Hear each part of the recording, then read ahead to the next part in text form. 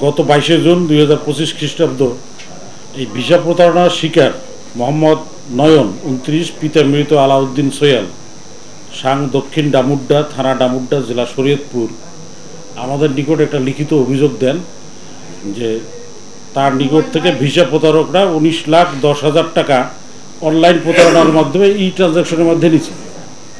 এরকম অভিযোগকারী সে 5 জনের নাম উল্লেখ করে এবং আরও কয়েকজনের কথা বলে যে এদের নাম ঠিকানা আমি জানি না।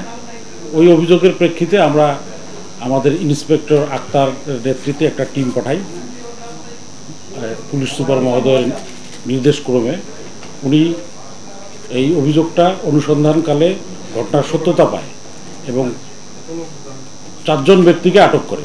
কিশোরগঞ্জ থানাধীন বিভিন্ন এলাকা থেকে 4 জন অপরাধীকে আটক করার পর তাদের কাছ থেকে মোট 6টি অ্যান্ড্রয়েড মোবাইল ফোন এবং 3টি বাটন মোবাইল সেট উদ্ধার করে, জব্দ করে এবং এই ঘটনাটার সত্যতা পায় এবং ওই আসামিদেরকে যখন জিজ্ঞাসাবাদ করা হয় তারাও ঘটনাটা স্বীকার করে যে আমরা এই প্রতারণাটা করছি।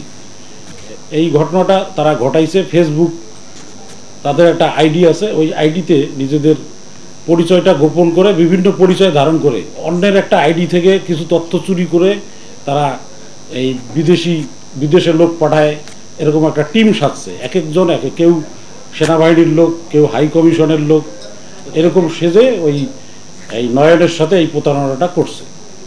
পরবর্তীতে আমরা যখন আটক করলাম, আটক করার পরে কিশোরগঞ্জ থানায় নিয়ে গিয়ে আমরা একটা মামলা দায়ের করাই। মামলাটার নাম্বার হচ্ছে 22, তারিখ 22/6/25 খ্রিস্টাব্দ, ধারা 17(2), 18(2), 21(2), 22(2), 24(2), 27(2) সাইবার সুরক্ষা অধ্যাদেশ 2025 এবং তৎসহ বাংলাদেশ পেনাল কোডের 417, 406 এবং 20 ধারা সংযুক্ত আছে। এখন মামলাটা আমরা জেলা গোয়েন্দা শাখা তদন্ত করতেছি। যদি তদন্তকালে এই ঘটনার সাথে অন্য কোনো ব্যক্তি যুক্ত থাকে, তা আমরা যদি কোনো ডিজিটাল প্রুফ পাই তাহলে অবশ্যই তাদেরকেও আমরা এই তদন্তে নিয়ে আসবো এবং অভিযুক্ত করব এবং তদন্ত শেষে আমরা তাদের বিরুদ্ধে চার্জশিট দাখিল করব।